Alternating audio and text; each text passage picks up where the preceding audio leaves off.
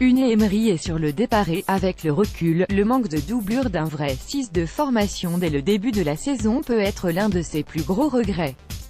Si Mota était la caution de garantie à la reprise du championnat, ses blessures à répétition n'ont pas facilité la tâche de l'entraîneur qui n'a eu d'autre choix que de bricoler. Au fil de la saison, le poste de sentinelle a connu plusieurs visages. D'abord Thiago Motta.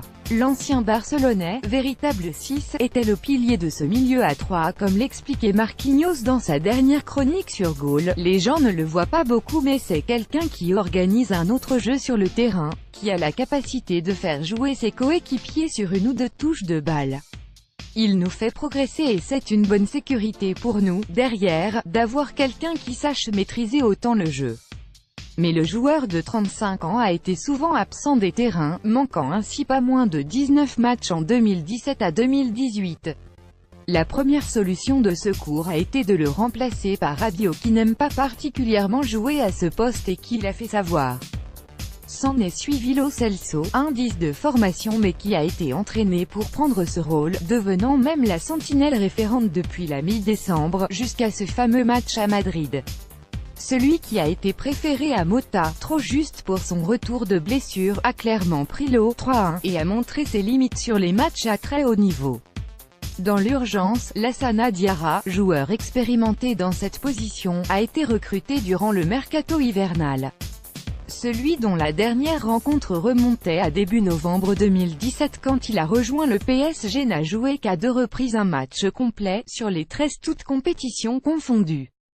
Si Unai Emery avait prévenu que le Français était une réelle doublure, il ne l'a pas vraiment été lorsque Thiago Motta s'est de nouveau blessé le 7 janvier 2018, sur la pelouse de Rennes, 1-6, après 7 minutes de jeu. L'Italien a dû déclarer forfait un mois et l'ancien Marseillais est passé derrière Lo Celso, 6 matchs sur les 10 joués pendant cette période, mais a été aligné le même nombre de fois que Rabiot, c'est-à-dire 2. Rabiot, la référence de sentinelle Titi parisien est devenu malgré lui la référence la plus solide à ce poste, malgré sa nette préférence pour son rôle de relayeur. Pour preuve, le technicien basque l'a aligné lors des matchs les plus difficiles, ou à enjeu. Après avoir longtemps été épargné grâce à une rotation entre Lo Celso, Mota et Diarra, ces dernières semaines ont été un retour au poste de sentinelle pour le jeune Français de 23 ans. À l'image de la rencontre à Nice 1-2, contre une équipe dangereuse, la finale de Coupe de la Ligue face à Monaco 3-0, la confrontation au Parc face aux Monégasques 7-1, qui les a sacrés champions de France ou bien encore le déplacement à Caen en demi-finale de Coupe de France 1-3. Des performances qui ont fini de convaincre un entraîneur qui n'avait pas de doute sur ses capacités. Il y a une chose dont je suis convaincu concernant Adrien, il est milieu, il peut jouer en attaque comme en défense car il a une très grande capacité physique. Le dernier match qu'il a joué, à Caen, NDLR, je lui ai dit que c'était son meilleur match en termes de régularité. Après, peut-être qu'il peut dire que tel ou tel match cette année ou l'année passée était meilleur. Mais au niveau de la régularité, de la façon dont il a maintenu son niveau de jeu, ces 4 derniers matchs sont ceux où il a été le plus performant, de tous les matchs qu'il a joués. Et d'ajouter, Adrien a besoin de jouer avec de l'espace sur le terrain. Quand les espaces sont réduits, ses performances sont moyennes et il a besoin d'en avoir pour la défense, pour l'attaque, à gauche, à droite. Quand le jeu est un peu ouvert dans cet espace, c'est là qu'il est le meilleur pour moi. Le manque d'un vrai 6, constant et régulier, a provoqué un jeu des chaises musicales au milieu. Inévitablement, ce changement permanent n'a pas donné la possibilité de huiler un mécanisme dans l'entrejeu.